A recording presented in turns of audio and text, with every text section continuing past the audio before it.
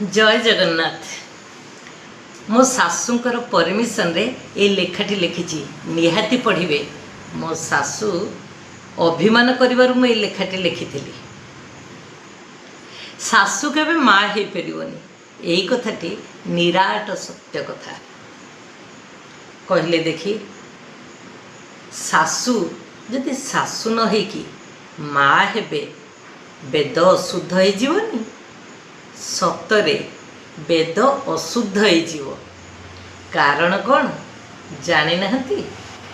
आसंतु मु कहूची सासू माने जदि माँ हे जिवे तेबे तांको पुओ आपणकर कौन हेबो भाई हेबो ना। कहले देखी सासू केमिति माँ हेबे ताहले तांको पुओ आपणकर स्वामी केमिति हेबो। ठीक कहली ना। जदि ठीक कहली गोटे सुंदर